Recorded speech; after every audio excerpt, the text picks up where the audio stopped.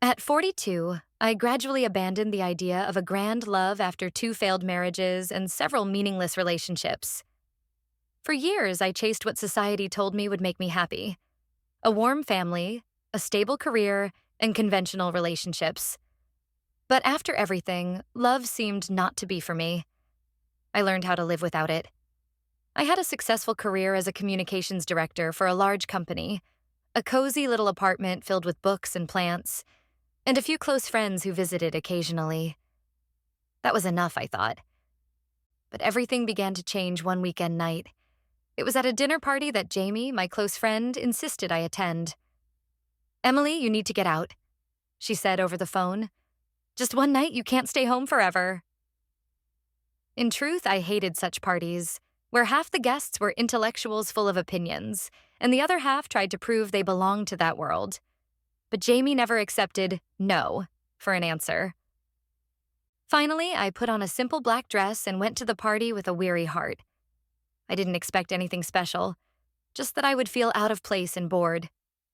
But fate had something entirely different in store for me when I met Olivia. At first, I didn't notice her. Olivia sat quietly in a corner of the living room under the warm glow of candlelight, sipping red wine. I only truly saw her when I happened to sit next to her. "Hello," she said softly, turning her head towards me with a gentle but sincere smile. There was something in her gaze that made me feel an unusual sense of peace and comfort. She didn't try to be charming or impress anyone like many others there. She was simply herself, calm, confident, and naturally poised. Olivia had long, soft brown hair, deep blue eyes, and a smile that seemed like it had belonged on her face forever. When I looked into her eyes, I felt something deeper, as if she was truly seeing me. Not just my exterior, but who I was inside. I had always longed to find someone who could understand and share emotions with me like that. We started talking, and the conversation flowed with an ease that was strangely comforting. We talked about favorite books, life philosophies, and even the absurdity of events like this party. Olivia had a way of making even the dullest topics seem lively and interesting. Time passed quickly, and I realized I didn't feel out of place or bored at all. At one point, as she laughed and her knee accidentally brushed against mine, I felt a slight tremor in my chest, a feeling I hadn't experienced in a long time. That sensation confused me, but at the same time, it stirred a desire within me that I couldn't explain. I wondered if Olivia noticed it. Either way, her presence made me feel more connected to myself. In the weeks that followed, our relationship gradually developed in a natural way. There was no pressure or drama. Olivia and I didn't officially date. We simply met like two friends. We took walks around the city, sometimes stopping at small cafes to read books, sip hot coffee, and chat for hours. Every time I was with Olivia, it felt as if time flowed gently, without pressure, without anxiety. One evening, as we sat together on the couch at her place, I realized that the space between us was shrinking. The dim lighting from the lamps and the soft music playing from the speakers made the atmosphere feel cozy. Olivia gently leaned into me, and I could feel her breath on my neck. My heart began to beat faster, and for the first time in years, I felt fully present in that moment.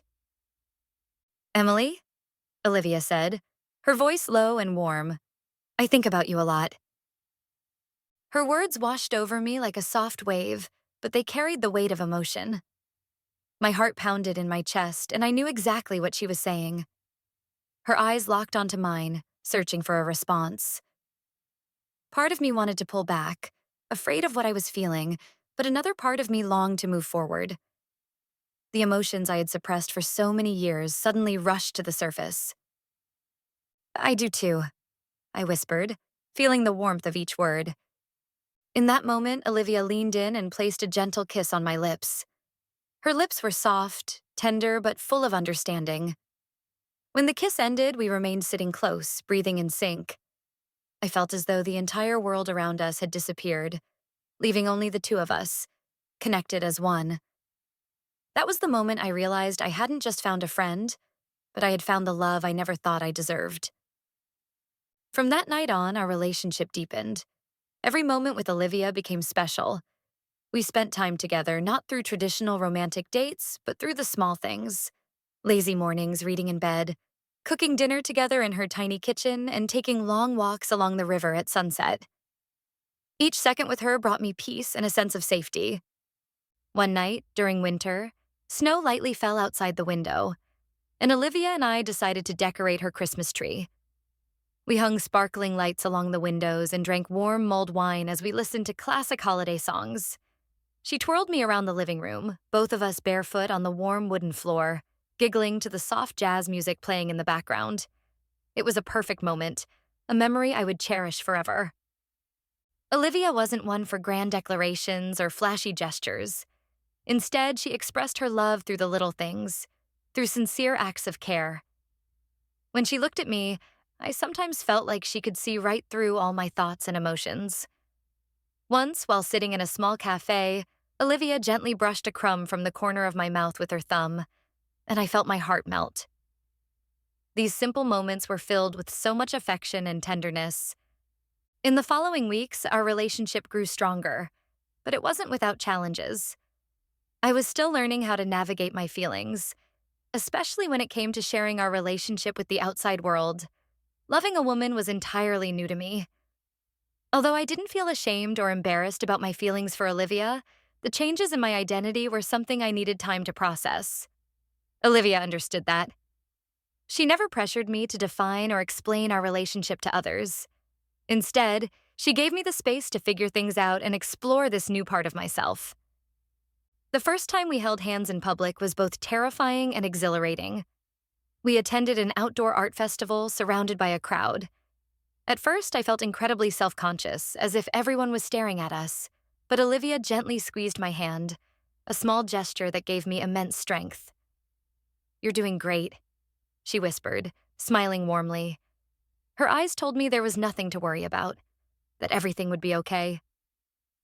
I smiled back, and the anxiety began to melt away, replaced by a quiet sense of pride.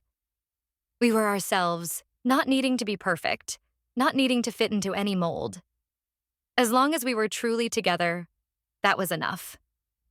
Our relationship wasn't built on dramatic moments or grand gestures, but on the beauty of ordinary days. Lazy mornings spent reading in bed, cooking dinner together in her small kitchen, long walks by the river. One of my favorite memories was on a snowy December evening.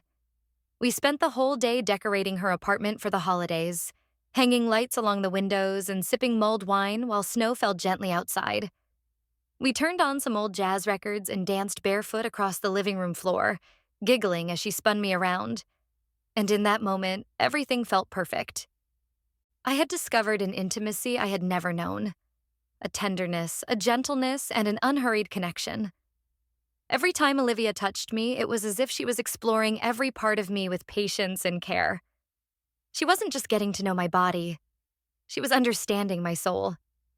She made me feel loved in a way I had never experienced before. At 42, I finally found love.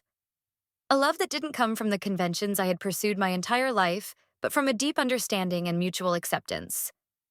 With Olivia, I realized that love wasn't about grand words or flashy displays.